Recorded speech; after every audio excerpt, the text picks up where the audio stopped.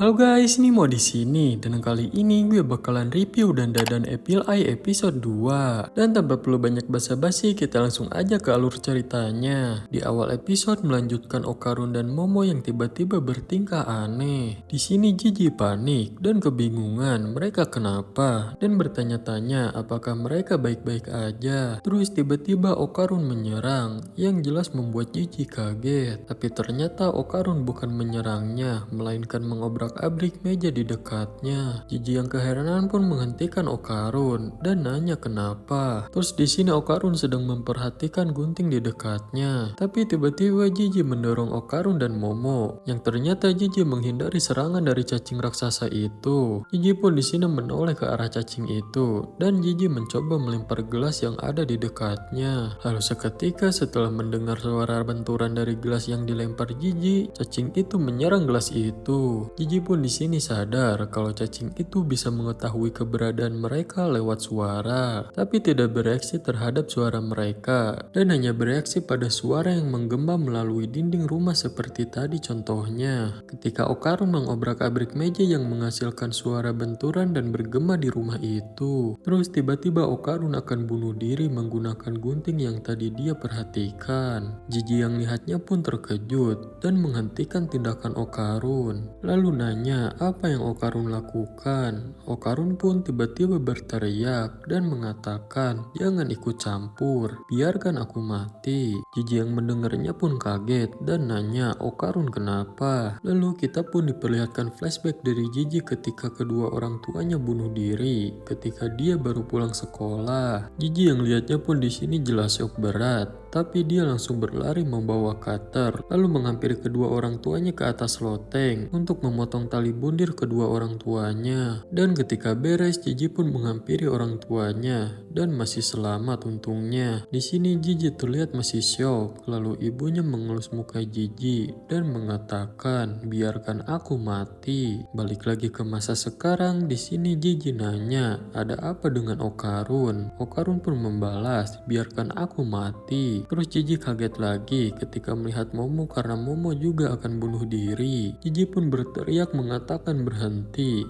tapi terlambat. Momo keburu menusuk perutnya sendiri. Tapi ternyata Momo terhalang Nenek Turbo. Nenek Turbo pun di sini syok dan mengatakan, "Hei, kau menusukku." Gigi pun kaget dan mengatakan, "Bagus kucing, tapi apakah kau baik-baik aja?" Nenek Turbo yang masih syok pun mengatakan, "Apa-apaan ini, hei?" Terus Nenek Turbo mengatakan untuk mengikat Okarun menggunakan tali yang ada di sana. Gigi pun mengikat Okarun dan meminta maaf kepada Okarun. Momo pun di sini berusaha melepaskan pecahan kaca yang menusuk Nenek Turbo dan Nenek Turbo mengatakan kalau udah selesai mengikat Okarun, ikat juga si Momo. Lalu Gigi pun mengikat Momo juga dan meminta maaf juga. Gigi pun bertanya-tanya, sebenarnya ini ada apa dan kenapa mereka melakukan ini? Nenek Turbo pun menjawab, gelombang psikis. Gigi pun keheranan. Lalu Nenek Turbo menjelaskan, jika cacing raksasa itu mengirimkan gelombang psikis untuk membuat orang-orang bunuh diri. Gigi pun baru sadar, berarti orang tuanya bunuh diri karena ulah makhluk itu. Dan bertanya-tanya, kenapa dia sendiri malah baik-baik aja? Nenek Turbo pun membalas, "Kau belum sadar?" Terus tiba-tiba Momo memakai telekinesisnya untuk menyerang Gigi menggunakan pecahan kaca. Gigi pun mengatakan berhenti, tapi Momo terus menyerang, yang akhirnya Gigi pun terkena serangan itu, yang membuat Gigi terjatuh dan berdarah. Lalu dari luar cacing raksasa memperhatikan Gigi dan akan menyerang Gigi. Terlihat Gigi kaget lihatnya. Terus Momo di sini akan bunuh diri menggunakan telekinesis dan pecahan kaca tadi. Gigi pun di sini kebingungan, sementara Nenek Turbo di sini ditahan telekinesisnya Momo. Terus Okarun juga di sini terus-terusan memberontak ingin melepaskan tali yang mengikatnya dan ingin bunuh diri. Gigi yang lihatnya pun mulai pasrah, tapi seketika Gigi bangkit menghentikan Momo yang bunuh diri, yang membuatnya di sini terkena serangan pecahan kaca yang Momo gunakan untuk bundir. air. Lalu Jiji pun di sini berlari dan menggendong Momo, Okarun dan Nenek Turbo. Dan seketika mereka diserang cacing raksasa tadi. Tapi untungnya Yaga kena. Sambil menggendong mereka semua, Jiji pun keluar rumah dan berusaha kabur. Di sini terlihat jalannya buntu dan struktur sekitar rumah yang gak jelas bentuknya. Terus tiba-tiba Jiji di sini terpleset di tangga dan terjatuh. Jiji pun di sini yang hampir patah semangat terus meyakinkan dirinya sendiri untuk jangan menyerah. Terus Okarun dan Momo pun di sini malah mau bundir lagi. Lalu Jiji menghampiri mereka sambil mengatakan untuk berhenti. Dan untungnya ya Jiji keburu menahan mereka. Jiji pun mengatakan, "Aku mohon cepatlah sadar." Terus Okarun masih mengatakan untuk membiarkannya mati. Terus Jiji pun di sini seketika syok karena cacing raksasa sudah di depan mereka. Dan lagi-lagi Jiji seperti sudah pasrah dan akan menyerah. Tapi tiba-tiba dia kaget karena tiba-tiba ada sosok makhluk aneh di depannya. Jiji pun di sini mengatakan, "Kau?" Tapi tiba-tiba Jiji kaget lagi karena Momo tersadar dan mengatakan, "Bebaskan dia." Walaupun Momo di sini gak tahu dia sendiri kenapa, tapi sekarang Momo sadar. Terus Okarun di sini meminta maaf kepada Jiji. Terus Momo bertanya-tanya apa yang ada di depan mereka. Terus Okarun ngomong apakah dia penyebab mereka kembali sadar.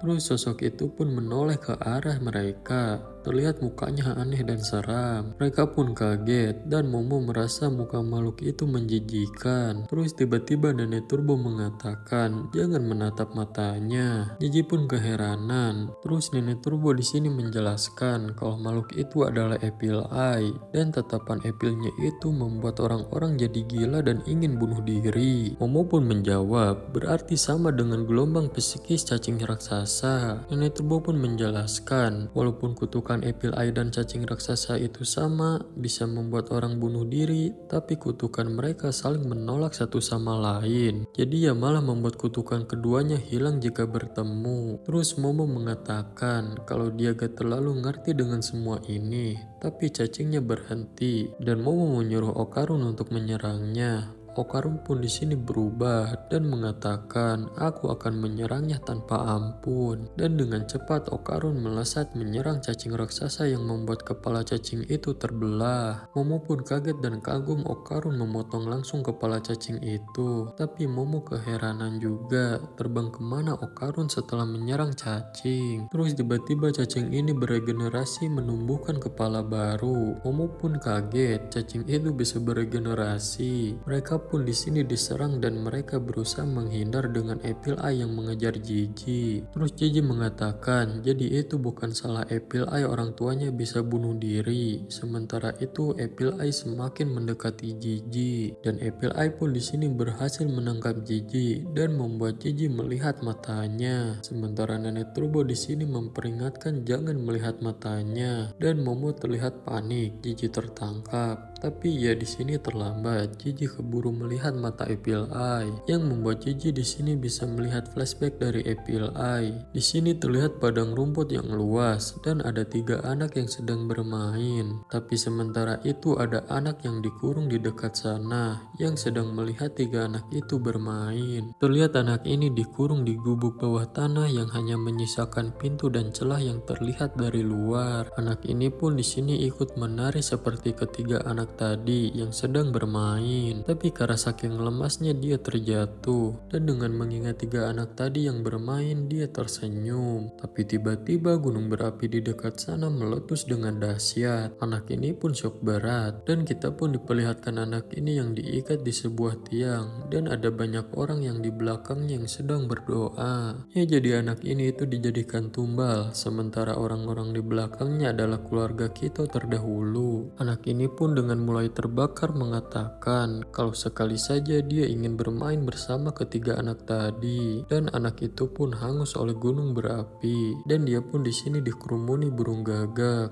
Terlihat juga gunung berapi sudah berhenti meletus. Terus tiba-tiba ada bapak dan anak yang menyadari anak itu masih hidup dan terlihat sedikit bergerak. Lalu kita pun diperlihatkan anak tadi yang sedang melihat sebuah keluarga yang sedang makan bersama. Di sini penampilannya jadi bersih kembali, tapi hanya memakai sempak saja. saja. Terus anak keluarga itu pun berteriak, ada hantu. Ayahnya yang lagi makan pun kaget, tiba-tiba anaknya gitu. Si anak pun di sini mengatakan, tepat di depannya ada hantu. Ayahnya pun di sini mengatakan, kalau gak ada hantu. Ya dan ternyata si anak tumbal tadi udah mati dan sekarang menjadi hantu. Dan anak ini pun mencoba menghibur anak keluarga tadi yang ketakutan. Dia di sini menghiburnya dengan menari. Lalu kita pun diperlihatkan si hantu yang keheranan dan si anak yang menangis karena ternyata kedua orang tuanya itu bunuh diri. Terus anak hantu ini pun menyadari bahwa di rumah ini ada sesuatu. Terus tiba-tiba keluarga Kito datang.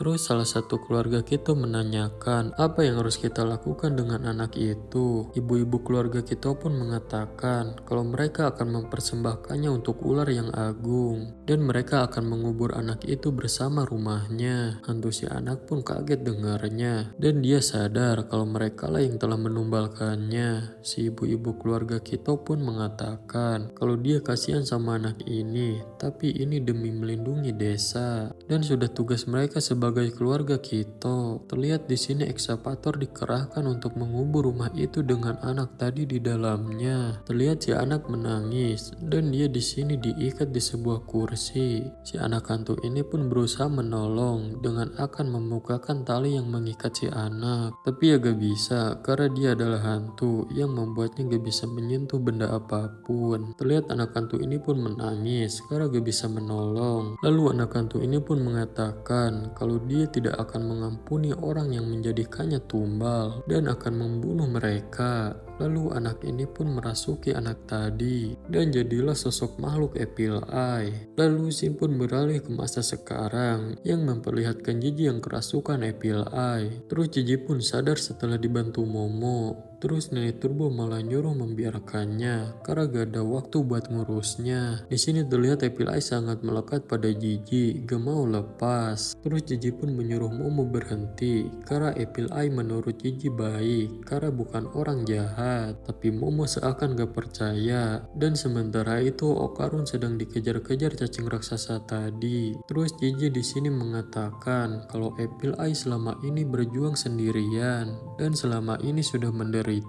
Lalu di sini Jiji entah berlari kemana dan Momo mengejarnya dan nanya Jiji mau kemana. Ya ternyata Jiji akan ke rumahnya si Evil Eye yang ada di bawah. Momo pun di sini masih mengejar dan Momo keheranan apa yang terjadi dengan Jiji. Terus ketika Momo sampai di rumah lain dia keheranan karena bangunannya jadi lebih tua dan bertanya-tanya apakah rumah-rumah ini dibangun dari generasi ke generasi. Di sini Jiji masih terus berjalan menuju rumah Evil Eye. Jiji mengatakan tunggu dan dia akan membebaskannya. Dan akhirnya Jiji pun sampai. Di sini Jiji berusaha membuka pintu tempat Evil Eye dulu dikurung dan pas dibuka Jiji menemukan mayat yang sudah hangus yang diikat di sebuah tiang. Terlihat mayat ini sudah menjadi tengkorak. Lalu Momo pun berhasil mengejar Jiji dan nanya apa yang terjadi dengan Jiji dan tempat apa ini. Jiji pun di sini shock liatnya dan mengingat si anak hantu. Terus ngomong, jadi selama ini si anak hantu dulu dikurung di sini dan mengatakan kalau selama ini si anak hantu telah melindunginya dan menjaganya. Terus Nenek Turbo pun nyuruh Jiji berhenti dan jangan mendekat dan jangan bersimpati dengan anak hantu itu alias Evil Eye karena dia adalah jenis yokai yang memaksa manusia untuk bunuh diri. Jiji pun membalas kalau Nenek Turbo salah dan mengatakan kalau Evil Eye sama seperti mereka dan walaupun memiliki bentuk yang berbeda gak membuatnya jadi berbeda. Dengan marah Nenek Turbo menjelaskan lagi kalau Evil Eye tidak sepertinya dan Jiji tidak mengerti dengan semua ini. Terus Momo menyuruh mereka berdua tenang dan mengatakan apa-apaan ini. Tapi tiba-tiba cacing raksasa tadi mengamuk dan berteriak dan seketika membuat mereka semua kesakitan dan terkapar. Momo pun mengatakan apa-apaan tadi. Sementara Jiji penglihatannya sekarang jadi putih semua. Terus Momo di sini gak sengaja memegang cairan aneh yang berwarna putih yang ternyata cairan itu berasal dari cacing raksasa tadi. Terlihat lihat di sini cacing raksasa mengeluarkan cairan itu sangat banyak yang membuat Momo dan Gigi terjebak dalam cairan itu yang dimana sangat lengket. Terlihat semua bangunan di sana dilumuri cairan aneh ini oleh cacing raksasa tadi. Nenek Turbo pun mengatakan Momo ceroboh. Momo pun membalas untuk diam dan Momo mengira Nenek Turbo akan membawa keberuntungan. Nenek Turbo pun menjelaskan kalau keberuntungannya bukan untuk satu orang, bahkan bisa membantu musuh. Momo pun membalas dengan emosi. Terus bagaimana itu bisa berguna? Momo pun bertanya-tanya, Okarun sekarang pergi kemana? Sementara itu Okarun sedang terkapar lemas di sebuah bangunan. Tubuh Okarun di sini mati rasa yang membuatnya gak bisa bergerak dan Momo pun berusaha akan keluar dari situ. Lalu Momo pun menyuruh Gigi berpegangan padanya karena mereka akan melarikan diri. Tapi ketika menoleh Gigi tak sadarkan diri. Momo pun bertanya-tanya ada apa dengan Gigi. Sementara itu Gigi ternyata sedang melihat ingatan si anak hantu ketika di tempat itu. Terlihat anak ini sangat menderita memandangi Gigi. Lalu Gigi di sini meminta maaf karena dia dipenuhi dengan kebencian dan malah menyalahkannya. Sementara si anak itu di sini merasa kesakitan. Terus Gigi pun menghampiri anak itu dan anak itu pun mengatakan kalau dia ingin bermain bersama. Lalu si Gigi nanya permainan apa yang ingin si anak itu mainkan dan mengatakan kalau mereka akan bermain sepuasnya dan Gigi akan bermain dengannya sebanyak yang si anak itu inginkan. Si anak yang dengarnya pun tersenyum. Lalu arwah Apple Eye pun keluar dan mengatakan kau telah mengatakannya. Dan tiba-tiba Gigi berteriak seperti kesakitan. Momo yang lihatnya pun kaget. Sementara Nenek Turbo udah gak heran dan malah marah karena tadi juga udah memperingatkan si Gigi. Tapi tetap aja si Gigi malah mempercayai Apple Eye. Dan menurut si Nenek Turbo tidak boleh mempercayai seseorang yang memiliki Apple Eye. Lalu di sini terlihat Gigi yang semakin kesakitan. Terus tiba-tiba mereka terkena serangan listrik lagi yang jelas membuat Momo dan Nenek Turbo kesakitan dan mereka pun terkapar lagi. Lalu di sini terlihat cacing raksasa udah ada di atas mereka, tapi Momo dan Gigi malah terjebak di cairan lengket si cacing dan si cacing pun sudah dekat akan memakan Momo. Tapi tiba-tiba Gigi datang menyelamatkannya dengan memukul cacing itu dengan sangat keras. Lalu Gigi pun mengambil ancang-ancang untuk menendang si cacing itu. Lalu Gigi pun menendangnya dengan sangat keras sampai-sampai membuat cacing itu terhempas dan membuat sebagian bangunan di sana hancur. Momo yang lihatnya pun terkejut. Terus Gigi mengatakan pada akhirnya ini jadi milikku dan dengan ini dia akan membunuh semua manusia. Ya dan ternyata Gigi di sini dirasuki Apple Eye. Momo pun kaget melihat Gigi menggunakan kekuatan dari Apple Eye. Terus Nenek Turbo pun menyuruh Momo untuk siapkan kekuatan psikisnya kalau enggak mereka akan kalah. Dan dia benar aja, Momo yang belum siap keburu ditendang dengan keras oleh Apple Eye sampai terpental ke belakang dan menabrak tiang. Lalu Momo pun di sini ditendang lagi, tapi sekarang berhasil ditahan menggunakan psikisnya. Apple Eye pun di sini mengatakan, "Itu kekuatan aneh yang kau miliki." Nenek Turbo yang terjepit pun mengatakan, dasar anak setan, dan nyuruh Apple Eye jangan sombong. Terus Apple Eye pun mengatakan apakah Nenek Turbo yokai yang jadi budak manusia ini. Nenek Turbo pun kesel dengarnya dan mengatakan jaga bicaramu dan akan mengalahkannya sampai jadi bubur. Momo yang kesakitan karena terus ditekan mengatakan Gigi hentikan, kemana dirimu yang ceria? Apple Eye pun membalas kau ini bicara pada siapa? Tubuh ini milikku sekarang dan aku akan menunjukkan pada seperti apa neraka. Lalu cacing raksasa pun bangkit kembali. Apple Eye pun sadar. Lalu cacing raksasa pun mengeluarkan jurus sengatan petirnya lagi. Apple Eye yang sadar pun menangkis serangan itu. Momo pun mengatakan sial. Terus Apple Eye mengatakan kalau kebencian yang tersisa ini tidak akan pernah hilang. Dan ini adalah rumah yang terkutuk. Karena rumah ini dibangun dari dendam mereka yang dikorbankan. Dan mereka semua menolak segalanya. Dan para para arwah yang masih dendam pun Apple Eye kumpulkan, lalu menjadikannya bola. Lalu bola itu pun ditendang dengan sangat keras ke arah cacing raksasa, yang seketika menghancurkan kepala si cacing raksasa itu. Dan tidak hanya sekali serangan aja, bola hantu itu memantul berkali-kali mengenai si cacing raksasa. Dan bola itu terus ditendang Apple Eye agar serangannya semakin kuat. Tubuh si cacing pun di sini sampai terluka parah. Terus si cacing raksasa pun memilih kabur. Apple Eye yang lihat si cacing melarikan diri ke tanah pun emosi. Lalu kita pun diperlihatkan Momo yang sedang bertanya-tanya sebenarnya apa yang terjadi dengan Gigi. Nenek Turbo pun membalas kalau otak Momo lemot. Terus ngomong kalau Saiko benar. Momo pun nanya benar tentang apa. Nenek Turbo pun menjelaskan kalau Gigi adalah keajaiban karena sangat jarang ada orang yang mempunyai kekuatan spiritual hebat. Dan Gigi juga sangat atletis. Itulah kenapa Apple Eye menargetkan Gigi sebagai wadah. Bahkan Nenek Turbo pun mengaku kalau dia menginginkan wadah juga dia ingin Gigi. Momo pun kaget tak percaya karena saat SD Gigi tidak seperti itu. Nenek Turbo pun mengatakan kalau kekuatan spiritual terbangun pasti akan berbeda untuk setiap orang. Terus Momo nanya, aku juga terbangun baru-baru ini kan? Nenek Turbo pun membalas dengan emosi karena Momo yang lemot. Karena ya udah jelas Momo sudah bisa menggunakan kekuatannya. Terus ngomong lagi kalau Momo harus bersiap untuk yang terburuk karena Gigi sudah tidak di pihak mereka lagi. Terus tiba-tiba Apple Eye menyerang Momo menggunakan bola hantunya dengan sangat keras. Tapi masih bisa ditahan menggunakan kekuatan Momo.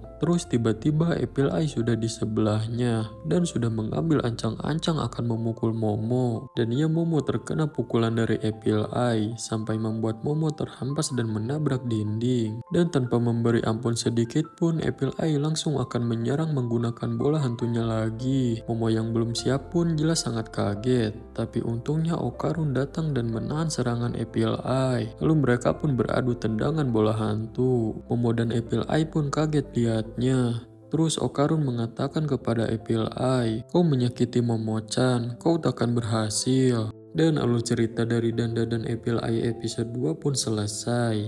Nah guys, kalau kalian suka dengan video ini, jangan lupa like and follow supaya gak ketinggalan video menarik lainnya.